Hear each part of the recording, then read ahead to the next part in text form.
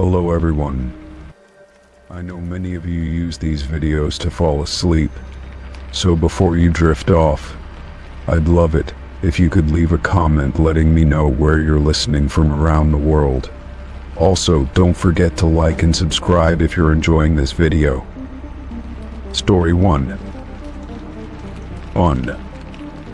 The park had always been a peaceful place for me, a quiet escape from the routine of daily life. I often took long walks through the winding paths, enjoying the fresh air and the rustling of leaves underfoot. The wooden benches scattered throughout the park were mostly empty, and I had never paid much attention to them. They were just places for people to rest, for couples to sit close together, or for elderly individuals to watch the world pass by. That was why it felt so strange when my eyes landed on a bench I had never sat on before and saw my name carved into the wood. The sight of it made me stop in my tracks, my heart skipping a beat. I moved closer, running my fingers over the rough, uneven letters, tracing the deep grooves with the tips of my fingers. It was not just similar to my name, it was an exact match down to the unique way I spelled it. The realization sent a shiver down my spine, and I quickly looked around, half expecting someone to be watching me. The park was nearly empty, except for a jogger in the distance and an older woman feeding birds near the pond. I tried to think logically, telling myself it had to be a coincidence. Maybe someone else with my name had carved it, or maybe it was just random scratches that happened to resemble my name. But the more I stared at it, the harder it became to dismiss. The letters looked freshly carved, the edges still sharp and clean, unlike the older carvings that had faded into the wood over time. I could even see small wood shavings near the base of the bench, as if whoever had done it had been there recently. A creeping sense of unease settled in my chest as I sat down on the bench, my hands resting on my knees. I went through the possibilities in my mind, but none of them made sense. No one I knew would have done this. And even if they had, why here? I had never sat on this bench before, never even walked down this particular path until today. It felt deliberate, like someone had been expecting me to find it. The thought made me uneasy, but I told myself I was overreacting. I pulled out my phone and took a picture of the carving, thinking I might show it to a friend later to get their opinion. As I stood up, I noticed something else on the ground beneath the bench. Half hidden under fallen leaves was a small piece of folded paper. My pulse quickened as I reached down to pick it up, hesitating for just a moment before unfolding it. Inside, written in neat but hurried handwriting, were the words, "I knew you would come." My breath caught in my throat, and I quickly looked around again, my skin prickling with unease. Was someone watching me right now? Had someone been following me, waiting for me to find this? I did not recognize the handwriting, but the message felt personal, as if whoever had left it knew me well. I wanted to believe this was just a joke, but it did not feel like one. The bench, the carving, and now this note, it was all too specific.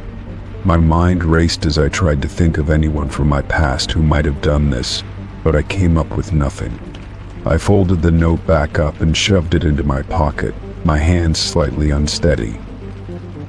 I decided to leave the park, my usual sense of peace replaced with a gnawing sense of paranoia.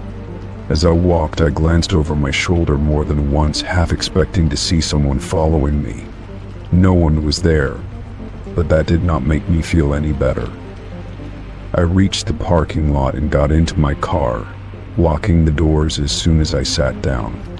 I took a deep breath and pulled out my phone again, staring at the picture of the carving. That night, I could not stop thinking about it. The words on the note repeated in my mind, making it impossible to sleep. I considered throwing it away, but something stopped me. Instead, I placed it on my nightstand, as if keeping it close might help me make sense of it. I thought about going back to the park the next day, but a part of me was afraid of what I might find. Despite my hesitation, curiosity got the better of me. The following afternoon, and they returned to the park, walking the same path as before. My stomach twisted as I approached the bench, half expecting to find another note or some new message waiting for me. But when I reached it, everything was exactly the same except for one thing. The carving of my name was gone. I ran my fingers over the spot where it had been, feeling only smooth wood beneath my touch. There was no trace of it, as if it had never been there at all. My heart pounded as I looked around, searching for any sign that someone had been here. Had someone come back during the night to remove it? If so, why go through all that trouble? I pulled out my phone and checked the picture again, confirming that I had not imagined it. The carving had been real, I had proof of that. But now it was as if whoever had left it wanted to erase all evidence. The thought unsettled me more than anything else. I took a deep breath and sat down on the bench, trying to make sense of everything. After a few minutes, I stood up and walked around the area, hoping to find another clue.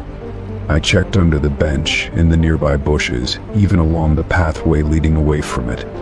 Nothing. It was as if this whole thing had never happened, like it had been a strange dream I could not wake up from.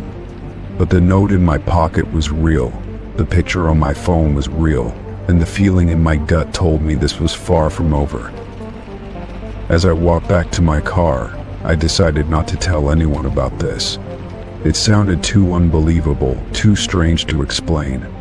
But I knew one thing for certain. If you're not afraid of ghosts, then subscribe to this channel right now, like the video, and leave a comment.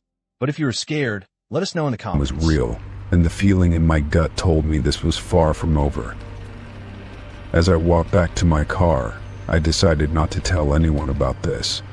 It sounded too unbelievable, too strange to explain. But I knew one thing for certain, I had not imagined it. Someone had left that carving for me to find, someone had written that note, and someone had erased it all just as quickly. I did not know why, but I was determined to find out.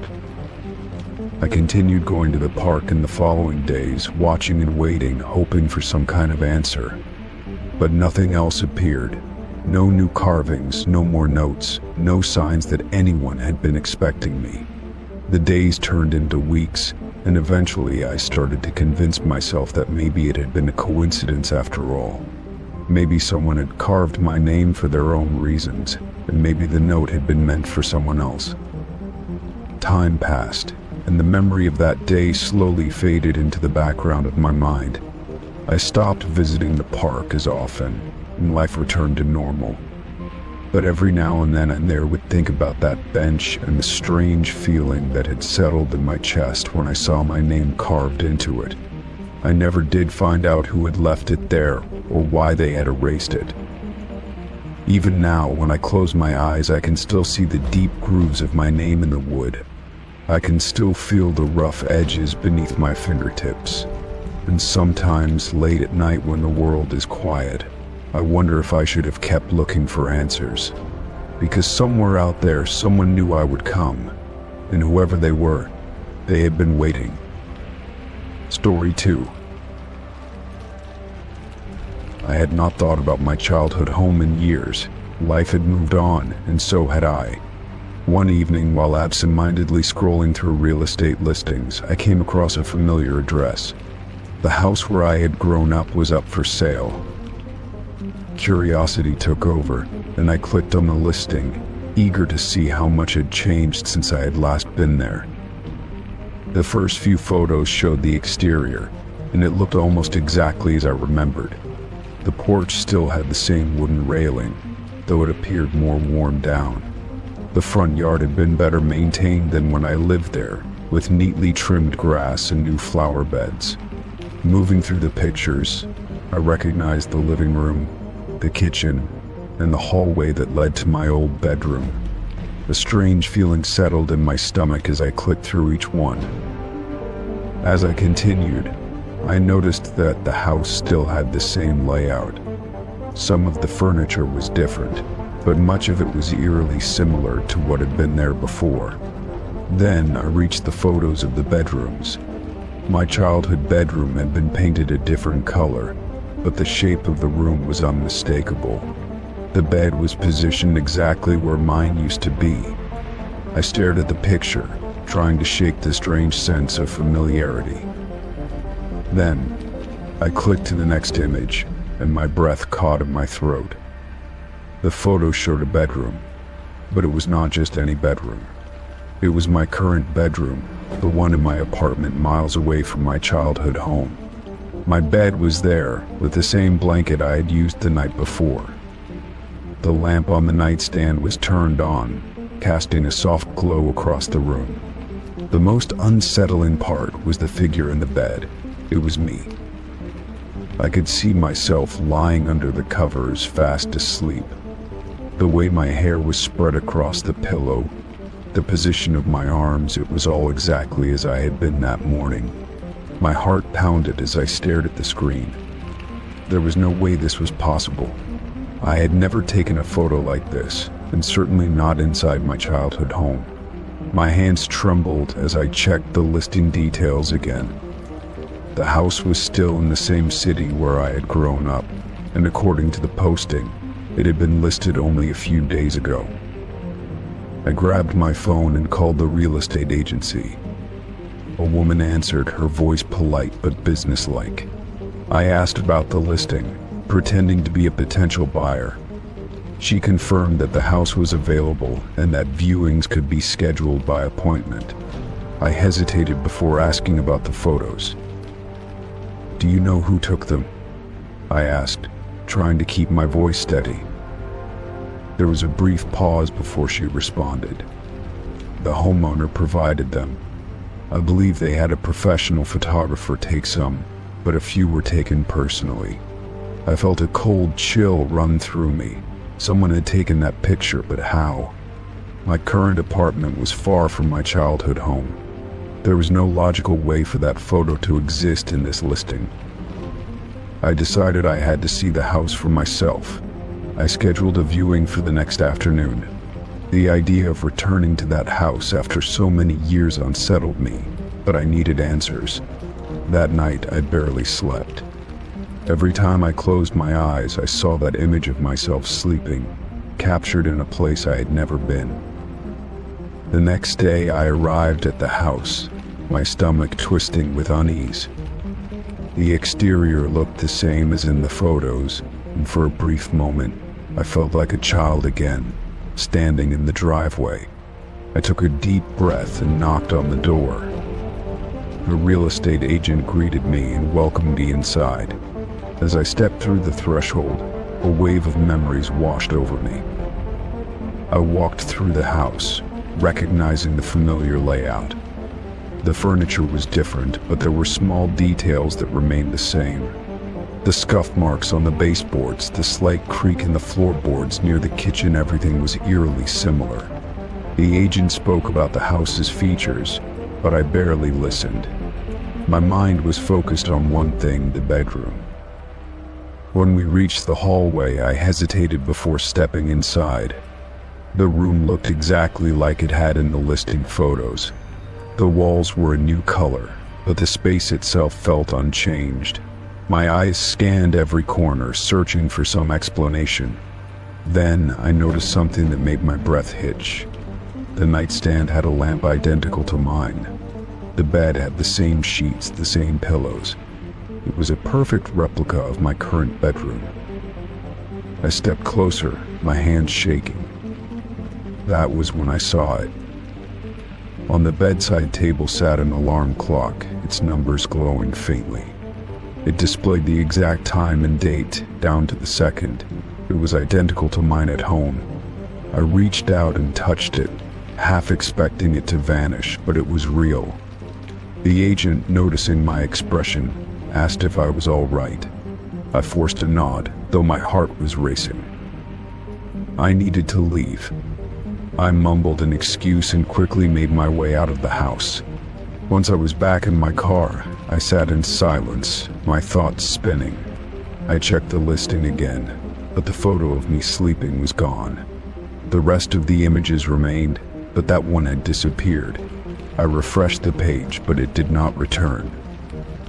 That night, I barely slept, afraid of what I might see when I closed my eyes. The next morning I checked the listing again, and to my relief, the entire post had been removed. The house was no longer for sale. I searched for any record of it, but it was as if it had never been listed in the first place. Days passed, and I tried to push the experience from my mind, but something about it lingered. One evening I was sitting in my apartment scrolling through my phone when a notification appeared. It was an alert for a new real estate listing. My blood ran cold as I saw the address. It was my current apartment. With trembling hands, I clicked on the listing. The first few photos showed the exterior of my building. Then, the interior images appeared, displaying my living space exactly as it was. My furniture, my belongings, every detail was captured perfectly. My breath caught when I reached the last image. It was my bedroom, just as before, and there, lying in my bed, was me, fast asleep. My heart pounded as I stared at the screen. I reached for my phone to call someone, but before I could dial, the listing refreshed. The photo of me disappeared, leaving only the rest of the images behind. The next morning, the listing was gone. There was no record of it ever being posted. I checked with the real estate website, but they had no information. It was as if nothing had ever happened. Days turned into weeks, and slowly, the fear began to fade. I convinced myself that it had been some strange mistake, a coincidence, or a trick of the mind. Eventually, I moved on. Life continued as it always had. But every now and then, late at night, I check real estate listings. I do not know what I am looking for, but part of me fears that one day I will find it again. And if I do, I do not know if I will be able to look away. Story 3. I woke up feeling groggy, the kind of exhaustion that made my limbs feel heavy. The apartment was quiet, the way it always was. I lived alone, and the only sounds I usually heard were the occasional creaks of the building settling or the hum of the refrigerator. As I stretched and sat up, I rubbed my face, trying to shake off the lingering haze of sleep. Something felt off, but I could not place what it was just yet. When I walked into the kitchen, my stomach dropped.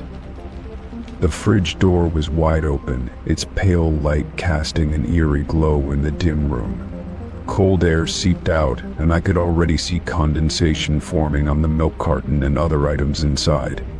My heart pounded as I tried to make sense of what I was seeing. I lived alone, and I knew for a fact I had closed it the night before. The sight of it open like that sent a shiver down my spine. I took a slow step forward, my bare feet making almost no sound against the floor. My eyes darted around the kitchen, searching for any other signs of disturbance. Everything else looked normal. The chairs were still tucked neatly under the table, the sink was empty, and the counters were clean. I tried to think logically. Maybe I had not closed it all the way, and it had swung open on its own. But the longer I stared at it, the less I believed that was possible. I checked the fridge, touching a few items to see if they were still cold. Some of them felt slightly warmer than they should have been, meaning the door must have been open for a while. I shut it firmly, making sure it was sealed this time. Taking a deep breath, I told myself there had to be a rational explanation. I was tired last night, and maybe I had been careless. That was the only answer that made sense. Trying to shake off the unease, I made myself a cup of coffee. As I stood by the counter, sipping the warm drink, I thought about the last few days. Nothing strange had happened before this. I had not lost anything, nothing had been moved, and there were no signs of forced entry. I convinced myself it was just my imagination making things feel worse than they were. But deep down, a lingering doubt refused to fade. Later that day, I went about my routine as usual. I worked from home, so I spent most of the day at my desk, answering emails and finishing tasks. Occasionally my mind wandered back to the fridge incident, but I forced myself to focus. As the hours passed, I started to relax. The logical side of me won over, telling me it was nothing. But that night, as I got ready for bed, I could not shake the feeling that something was watching me. I checked the locks twice before lying down, making sure every window was shut. The feeling of unease crept back, making my skin prickle. I turned off the lights and lay there in the darkness, listening to the silence. Every small sound felt amplified. A distant car honking, the wind against the window, the faint hum of the fridge in the kitchen. I closed my eyes, telling myself I was being ridiculous. But sleep did not come easily. At some point during the night, I woke up suddenly. My heart was racing, though I was not sure why. The room was dark, but something felt different. I sat up slowly, straining my ears. That was when I noticed it. The hum of the fridge was gone. The realization sent a chill through me. I knew that sound well, and it never stopped unless the fridge was open. I grabbed my phone and turned on the flashlight, hesitating before stepping out of bed. The beam of light trembled slightly as I walked toward the kitchen. My breath caught in my throat when I saw it again. The fridge door was wide open. The same eerie glow spilled into the darkness, the cold air drifting toward me. This time I knew for sure I had shut it. My hands had pressed against it firmly, making certain it was sealed. I felt my pulse hammering as I looked around the apartment. Every door was still locked, every window shut. There was no sign of anyone being here, but the fridge was open and I had no explanation for it. My mind raced through the possibilities. Could it be a malfunction? But that would not explain why it had happened twice. Was someone getting inside without me knowing? That thought made my skin crawl. I did not sleep much after that. Every sound made me jump, and I kept the lights on, watching the kitchen like a hawk. By morning, I was exhausted but determined to figure out what was going on. I checked the fridge for any issues, but everything seemed fine. The seal was intact, and there was nothing mechanically wrong with it. I even tried testing if it could open on its own, but it stayed shut every time. The fear gnawed at me all day. I thought about setting up a camera, but part of me was afraid of what I might see. What if someone was really coming in? What if I had been sleeping while someone stood just feet away from me? The thought made me sick. I decided to stay up that night, keeping watch to catch whatever was happening. When night fell, I sat in the living room with my phone in hand. I kept my eyes on the kitchen, waiting. Hours passed, and nothing happened. The fridge remained closed, the apartment silent. My eyelids grew heavy, but I forced myself to stay awake. Then, just past 3 in the morning, I heard it. A soft creaking noise, barely audible. My blood ran cold. I turned on the flashlight and stepped forward slowly. The fridge door was cracked open, just enough for the light inside to be visible. My breath caught in my throat as I reached out, gripping the handle. In one quick motion, I yanked it open the rest of the way. Nothing. The inside was just as it had always been, the cold air rushing out, but I had seen it move. I knew it had not been like that moments ago. I stood there for what felt like forever, gripping the fridge door as my mind raced. Then something clicked in my head. I had read once that temperature changes could sometimes cause things to shift. The old fridge might be expanding and contracting, causing the door to loosen. It was the only explanation that made sense. I tested it a few times, slightly adjusting the way I closed it. Sure enough, when I did not press it fully, it would eventually pop open again. Relief flooded through me. I had let my fear take over, imagining the worst. It had just been a mechanical issue all along. I laughed softly at myself, feeling foolish for losing so much sleep over it. That night, I made sure to double-check the door, pressing it shut firmly. I finally allowed myself to rest, knowing there was no one else here but me. The next morning, I woke up feeling more at ease. The fridge remained shut, just as I had left it. It had been a long few days, but now I knew the truth. There was nothing sinister happening, nothing unexplainable. Just a simple problem that had been exaggerated by my own imagination. I went about my day, finally able to shake off the fear that had gripped me. From then on, I made sure to always double-check the fridge door before heading to bed. Story 4. I woke up to the sound of my phone vibrating on the nightstand. The screen showed a missed call and a new voicemail. My heart pounded slightly as I reached for it, still groggy from sleep. I did not recognize the number, but curiosity got the best of me. I pressed play, bringing the phone to my ear. At first, there was nothing but silence. Then a low, steady breathing came through. It was deep and slow, almost calculated, as if someone wanted me to hear it. My skin prickled as I listened, hoping for words that never came. The breathing continued for several more seconds before the message ended abruptly. I checked the timestamp and felt my stomach drop. It was left before I had even woken up. I sat up, my mind racing with possibilities. Maybe it was a wrong number, someone calling by mistake in their sleep. But the heavy breathing did not feel accidental. It felt intentional, like someone wanted me to know they had called. I checked my call log, but there was no history of an incoming call from that number. That did not make sense. How could I have a voicemail with no missed call? I got out of bed and walked to the window, pulling back the curtain slightly. The street was quiet, the usual morning stillness settling over the neighborhood. I glanced at my front door, suddenly wondering if I had locked it last night. My routine was always the same, but now doubt crept in. I walked over to check, turning the lock to make sure it was secure. I sat down on the couch and played the voicemail again. The breathing filled my ear, slow and deliberate.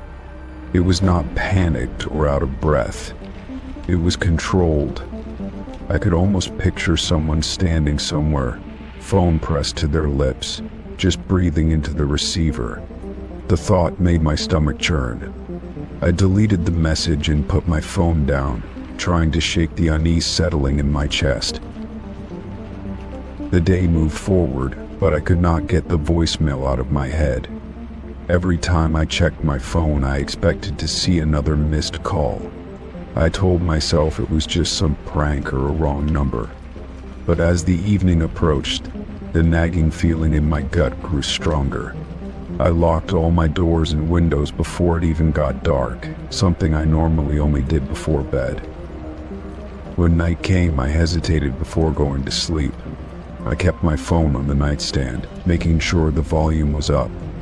If the caller tried again, I wanted to be awake to hear it.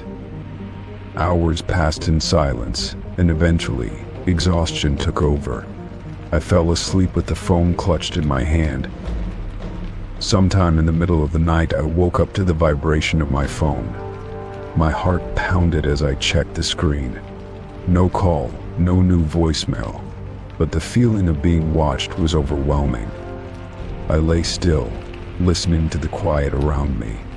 The air in the room felt heavy, pressing down on my chest. I turned onto my side, facing the bedroom door, and stared into the darkness. Minutes passed, then what felt like an hour, but nothing happened. My rational mind told me I was letting fear get the best of me, but another part of me whispered that something was not right. I kept my phone in my hand as I closed my eyes, willing myself to sleep. Morning came and I felt foolish for how anxious I had been. I checked my phone first thing, expecting nothing, but my stomach clenched when I saw a new voicemail. The timestamp showed it had been left in the middle of the night, just around the time I had woken up. My hands trembled slightly as I pressed play. The same heavy breathing filled my ears. It was deep and measured, as if the caller knew I would be listening. My body went cold as I realized this was not some random prank. It had happened again, and whoever was calling knew my number. They knew the perfect time to reach me. I checked my call log, but again, there was no record of an incoming call. I stood up quickly, my pulse racing. I checked my front door, then the windows, making sure everything was still locked. Nothing looked disturbed, but my instincts told me something was wrong. I went back to my phone and searched the unknown number online. No results. It was not linked to any business or name, just a dead end. For the rest of the day, I could not shake the feeling that someone was watching me. Every sound in my house felt louder, every shadow longer. I kept glancing at my phone, dreading another voicemail. By the time night came, I was on edge. I left a light on in the hallway and kept my phone in my hand as I lay in bed. Sleep did not come easily, but at some point, exhaustion took over. I woke up suddenly, my body tense before my mind caught up. I reached for my phone immediately, my heart hammering in my chest. No calls, no voicemails, just silence. I exhaled, relieved but still wary. Days passed, and no more calls came. The fear slowly faded, replaced by cautious relief. Maybe it had been some kind of fluke, a wrong number that happened twice. I did not have an explanation, but I was willing to let it go. Eventually, I stopped checking my phone obsessively, stopped locking every door the moment the sun went down. One evening, I was sitting on my couch when my phone vibrated. My breath caught as I looked at the screen. Unknown number. My body tensed as I stared at it, debating whether to answer. Before I could decide, the call ended. A moment later, a new voicemail appeared. My heart pounded as I pressed play. Silence. No breathing, no noise, just complete stillness on the other end. Then, just before the message cut off, I heard something that made my blood run cold. A quiet click, like a door closing. My door. I jumped up, my body moving before my mind could process. I checked the front door. Still locked. I checked the windows. Secure. But my gut told me something was off. I turned slowly, scanning my surroundings.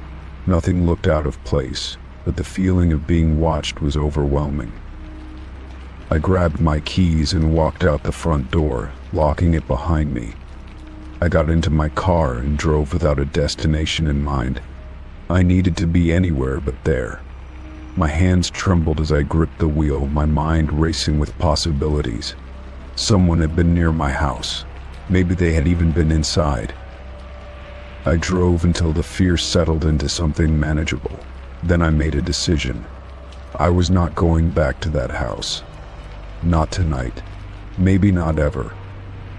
I found a hotel and checked in, double locking the door behind me. Only then did I finally let out the breath I had been holding. That night I slept without interruption. No calls, no voicemails, just silence. The next morning I went back to my house, but only to gather my things. I did not feel safe there anymore, and I was not willing to wait around to see if the calls would start again. I moved to a new place in a different part of town. I changed my number, making sure only a few people had it. Days turned into weeks, and the fear slowly faded. I told myself it was over, that whoever had called had lost interest, that I was safe now. One evening, as I was settling into my new routine, my phone buzzed with a new notification. My breath caught in my throat as I looked at the screen. A voicemail from an unknown number. My hands felt numb as I pressed play. Silence. Then, the sound of slow, steady breathing. Story 5. I was walking home from work, tired from the long day, when a stranger approached me on the sidewalk. He was an older man, dressed in a worn-out coat, and his eyes darted around as if he was nervous. Without saying a word, he pressed a folded piece of paper into my hand and hurried away. Confused, I stopped and unfolded the note, my heart skipping a beat as I read the message. It said, "Do not go home tonight." I stood frozen on the sidewalk, gripping the paper tightly while my mind raced. Was this some kind of joke, or was there a real threat waiting for me? I glanced around, searching for the man who had given it to me, but he had already disappeared into the crowded street. The city lights flickered above me, casting long shadows on the pavement. A chill ran down my spine as I considered my next move. I pulled out my phone and stared at the screen, debating whether I should call someone for help. I could not think of anyone who would take me seriously about a note from a stranger. If I called the police, what would I even tell them? There was no clear threat, just a warning scribbled on a piece of paper. My apartment was only a few blocks away, and I felt torn between ignoring the message and playing it safe. As I started walking again, I kept looking over my shoulder, suddenly feeling uneasy. The street that usually felt familiar now seemed eerie, and every passing stranger looked suspicious. My gut told me to take the warning seriously, but I did not know what I was avoiding. Maybe I should go to a cafe or a hotel for the night just to be safe. But the idea of spending money on a room because of a note seemed ridiculous. The closer I got to my building, the stronger my anxiety became.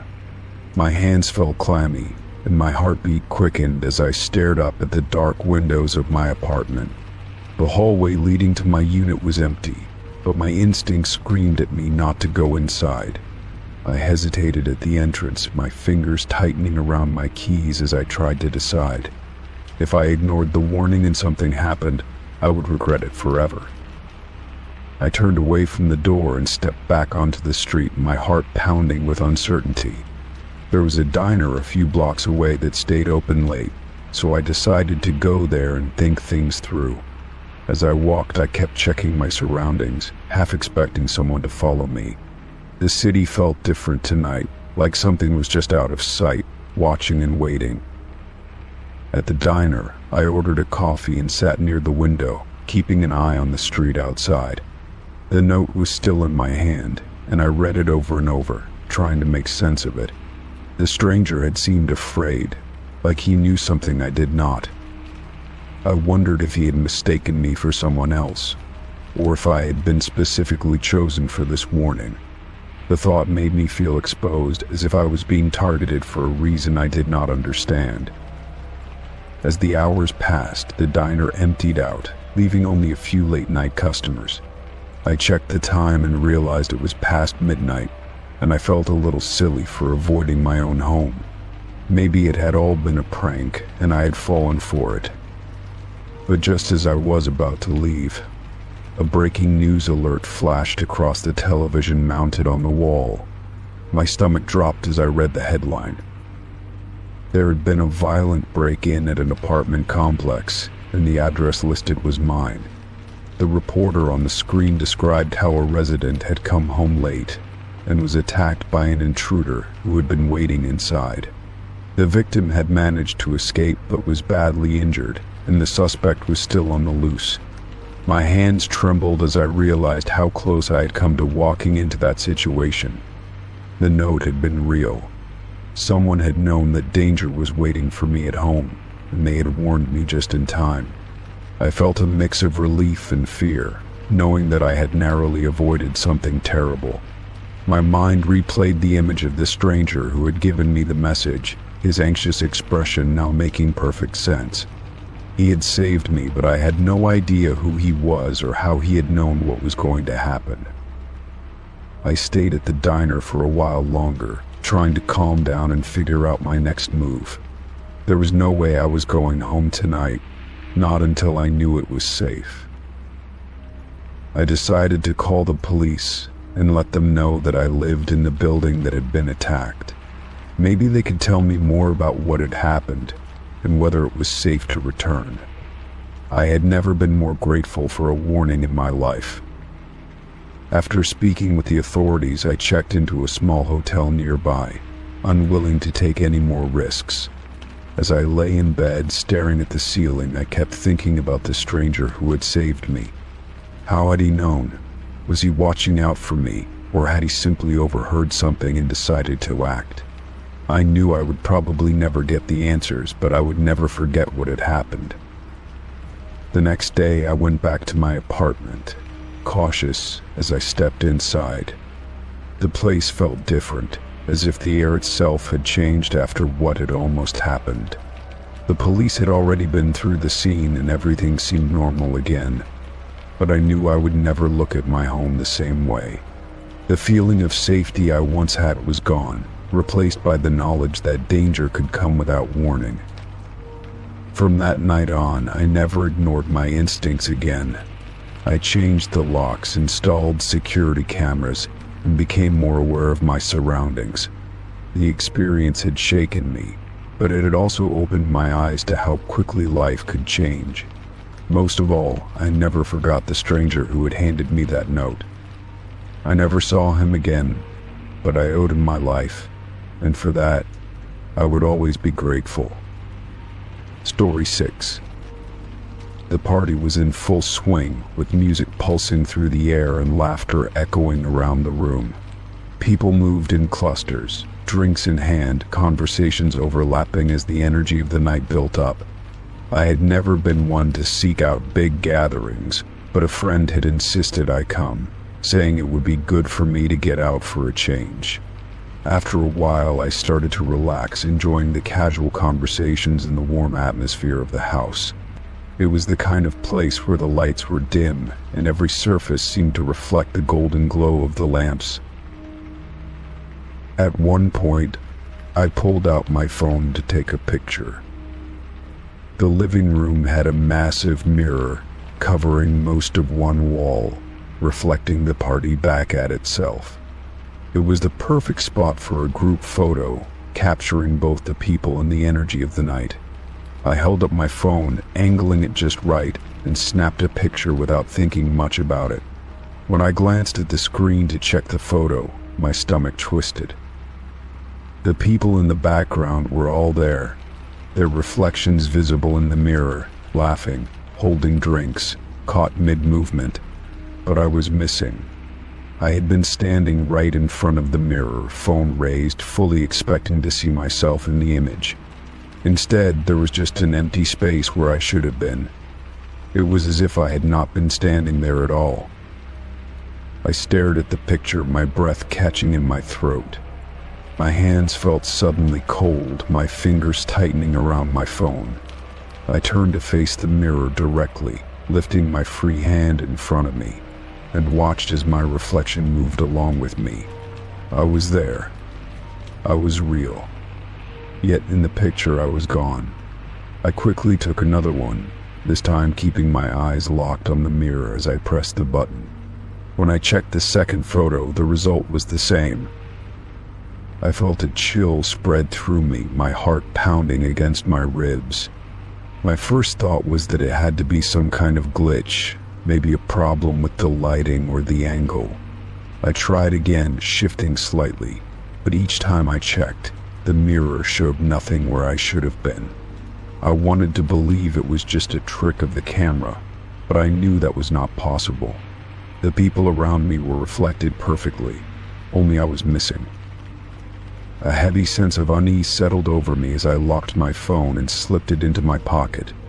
I scanned the room, looking at the faces of the people around me, wondering if anyone else had noticed something strange.